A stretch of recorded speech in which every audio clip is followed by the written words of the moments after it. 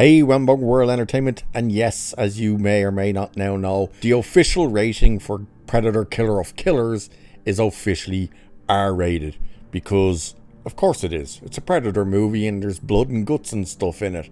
But there's a very small article here that just confirms it, but it also gives a bit of an update to the synopsis for the movie, and we get a little more detail on what we're going to be actually seeing in these time periods. So it's saying the CARA MPA Film Rating Bulletin released the official ratings for the anticipated Predator Killer of Killers, directed by Dan Trachtenberg, that's releasing on the 6th of June. To no one's surprise, it will indeed be rated R, which was to be expected based on the trailer. The rating is received for strong bloody violence, some gore and language. Now here's the interesting part that we hear. So it says, Predator Killer of Killers tells 3 separate stories, which we've known, but this is where it gets interesting. A Viking raider who guides her son on a quest for revenge, a ninja in feudal Japan who turns against his samurai brother in a battle for succession, and a World War II pilot who investigates a threat in disguise.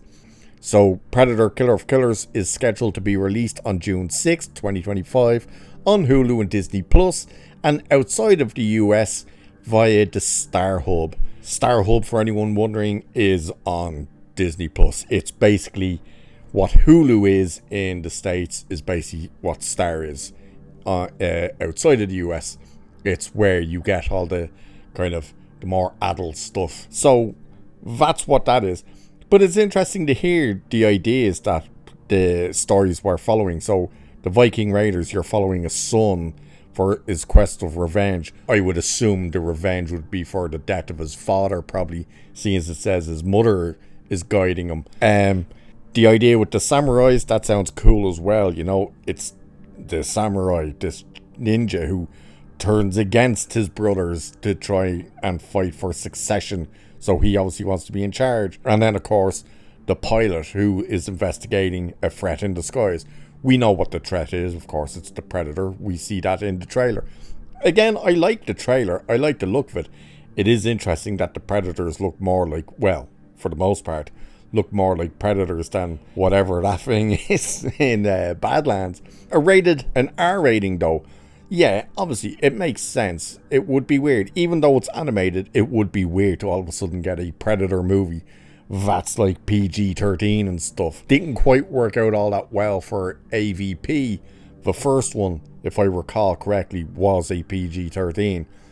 Even though I do believe they pushed for an R rating, but they didn't get it. So the idea that this version will be R-rated, of course it makes sense. And of course, we see the trailer, we see all the blood and guts in the trailer, and it's like, okay.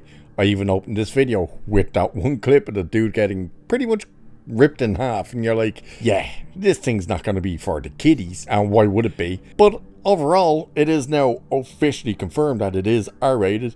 I do think these 3 different stories are an interesting take. I also do find it interesting that each Predator in each of those stories is a different version of a Predator. It's not the one style of Predator throughout the thing, which is also quite interesting if you ask me. But overall, yeah, I'm very interested in this to see exactly what works, what doesn't work. And the question I think we're all going to end up asking after we see it is, would it have worked better in live action? Does it suit it to be in animated form? We will find out, and we will find out fairly soon. It's not that long away, is it? From June 6th. So, with that, I shall leave it there for this one. Make sure to like, share, subscribe, all that good stuff. Cheers, and I'll catch you in the next one.